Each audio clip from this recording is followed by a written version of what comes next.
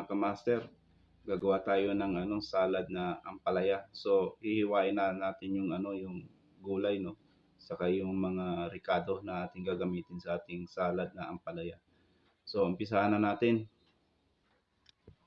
Bali sa salad natin, no, gagamit tayo ng sibuyas na mahaba, no, ito.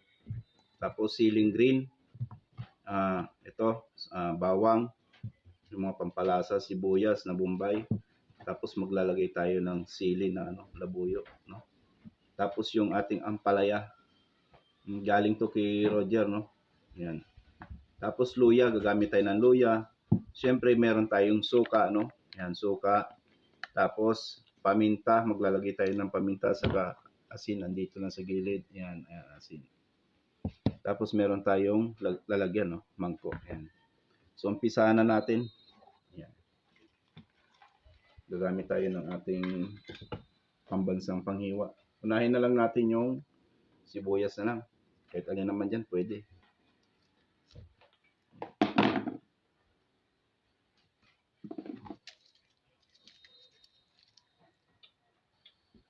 Sibuyas.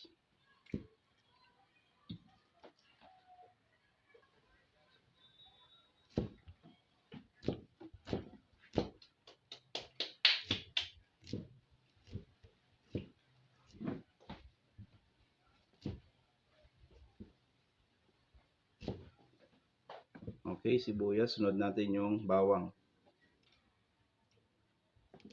Darugin natin yung bawang. Nahiwa na natin yung sibuyas. Ayan. Dahil itong bawang ay yung salad natin, no, pang sarili lang, hindi na natin kailangan pagandahin pa ng gusto.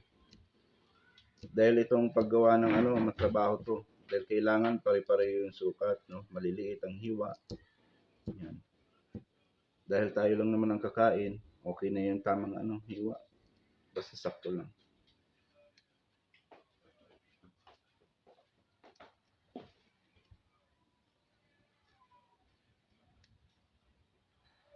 So meron na tayong sibuyas sa kabawang. Ngayon itong sibuyas na haba naman, no, putulin natin to. Tapos hiwain natin sa katamtamang haba lang kung anong gusto natin. Pwede ganito. Yan. Okay. Tabi natin yan. Tanggalin natin itong mga pinaka-lumang dahon. Yan. Hiwain natin ng pahaba, no, para maging malasa. Yan. Diba?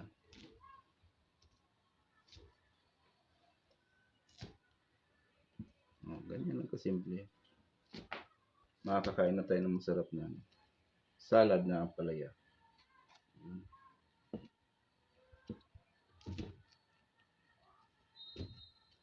Oh, nahiwa na natin, di ba? Ngayon, hiwain natin ng maliliit, no? Yan. Kasi kung hihiwain natin siya diretso ng malaki, bilog, no? So sobrang laki niya. So para magpare-parehas sila, hiniwa natin sa gitna.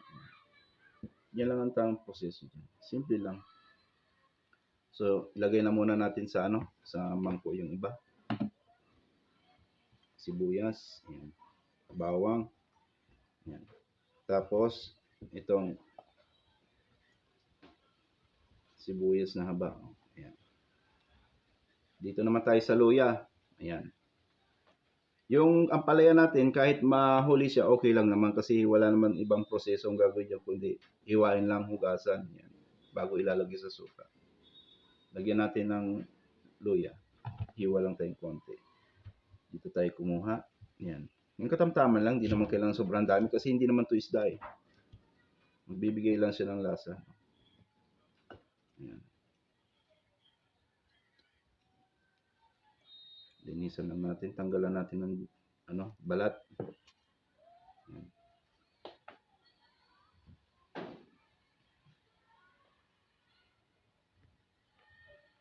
So, ayan, hinugasan natin yung luya kasi medyo marumi, no? Hiwain natin yung luya.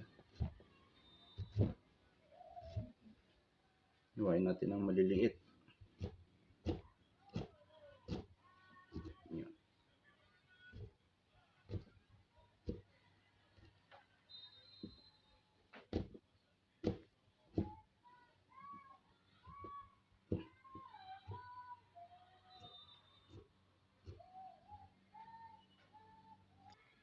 So ayan, bali nilagay ko na sa ano, mangko yung ano, sibuyas, bawang, sa luya, no. Tapos nilagyan ko na siya ng suka para maluluto yung ano, yung mga ricado para maging malasa siya. Ayan. Tapos lagyan natin ng paminta. Uy, napakarami. Pero okay lang. Ayan. Tapos lagyan na rin natin ng asin. Ayan. Lagyan natin ng asin. Ayan. Konti lang. So, itatabi muna natin yan. No? Susunod natin yung siling haba. Ito. Ayan. Hiwain natin ng maliliit.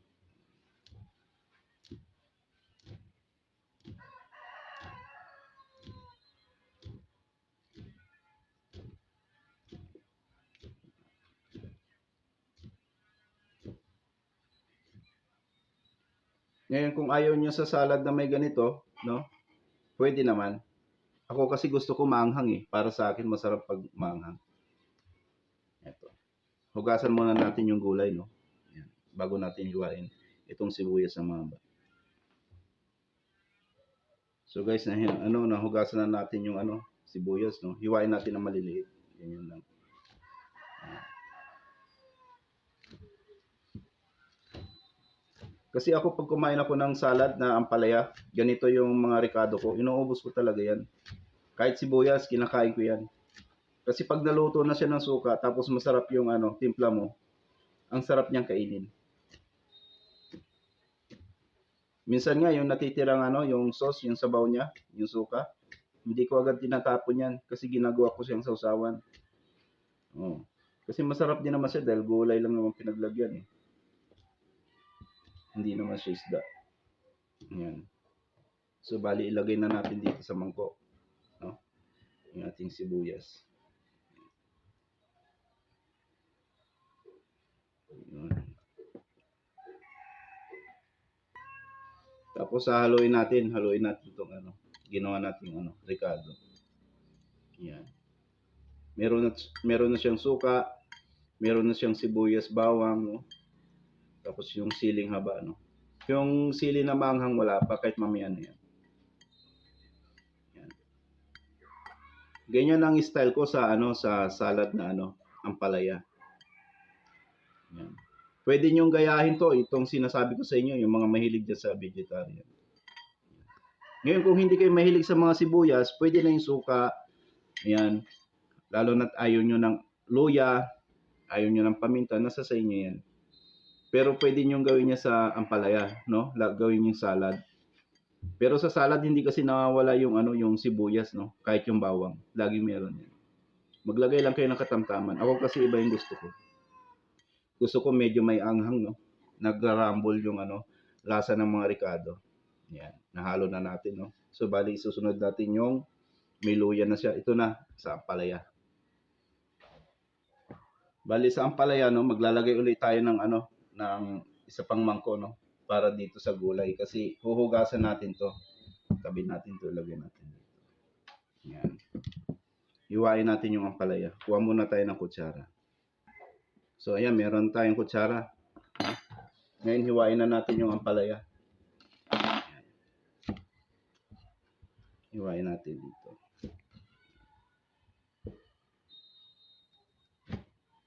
Okay.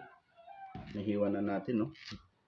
So ang gagawin natin, basta yung ampalaya pala na gagamitin nyo mga kamaster, yung hindi pa magulang, no, yung katamtaman pa lang ang ano niya, yung pagka tubo ng gulay niya. Ibig sabihin, hindi pa siya kailangan ano, mahinog, hindi pa siya magulang. Simula nang tumubo siya, no, dapat mga ganito pa lang siya kahaba. Kasi pag medyo magulang na yun, malapit na siyang igulay talaga, mapait na talaga yon. Mahihirapan na kayong balansehin yung ano nun, yung lasa niya. Kailangan ganito, hindi pa siya magulang. Mura pa yung gulay, hindi pa siya magulang talaga. Iba kasi yung talagang ano yung pwede mo na siyang ibenta. Dapat ganito lang, medyo mura lang. Tapos hihiwain mo lang siya ng yan, maliliit, pino. Yan. Bahala na kayo kung paano ano. Basta maliliit ganyan. Ganyan lang kaliit, yan, di ba? Dali lang.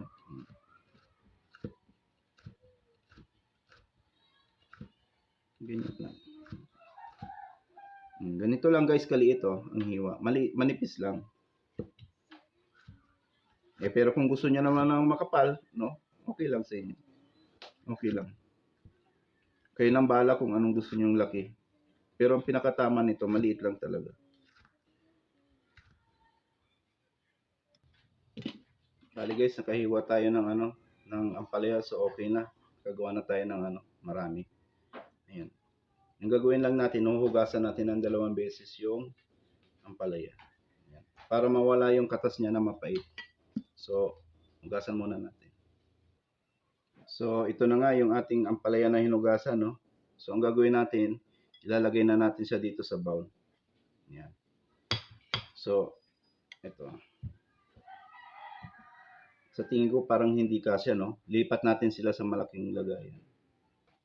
So, ayan na nga, kumuha tayo ng malaking lagayan, no? Lagay natin yung yung ampalaya, no? Ayan. Lagay natin yung hinugasan ng ampalaya. Tapos yung binabad natin sa suka na sibuyas, bawang, siling haba, no? Luya.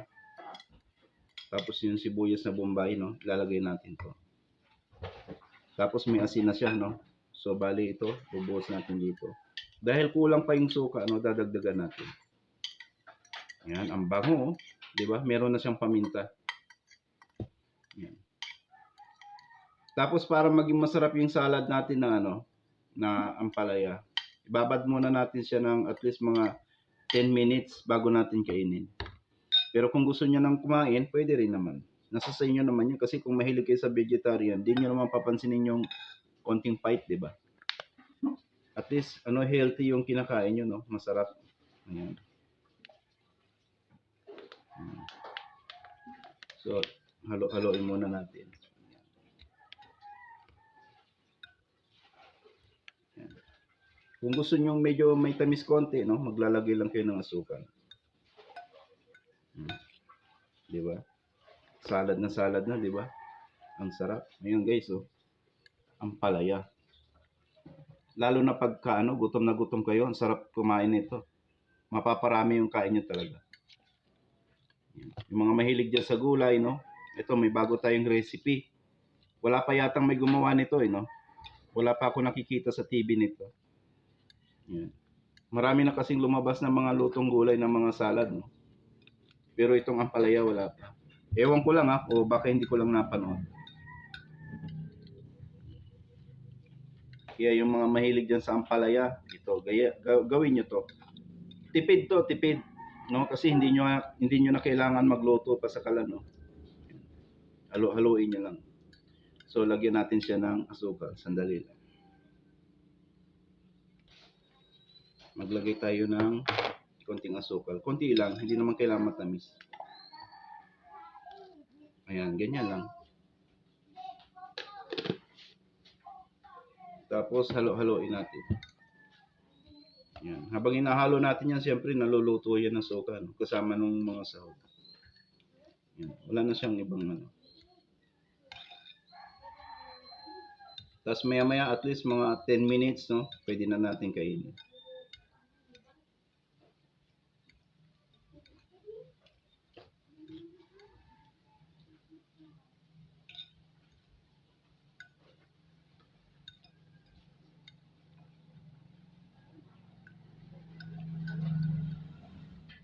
So guys, wala nang arte-arte, no? Ito na yung ating salad na ampalaya. So ayan. Yan na yung ating salad na ampalaya. Ayan. Tikman natin yung sa loob. Masarap. So yung sili na lang ang kulang, no? Lalagyan natin ng sili para maging maanghang.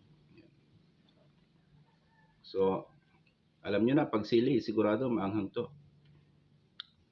Naglagay tayo ng siling yung mahaba na green, no? Para maging maganda lang yung kulay ng ating salad, no? Saka magbibigay na rin siya ng konting anghang, saka yung bango. Iba kasi yung siling green. Yan. Mamaya dudurugin natin yung siling manghang. Yun.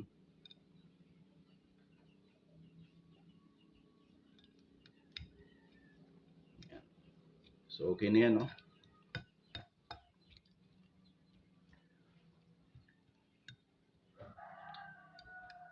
So, ayan, luto na yung ating finished product na yung ano, yung ating salad na ano, ampalaya.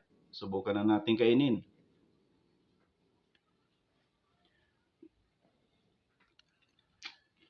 Ba, ang sarap. Yummy. Okay.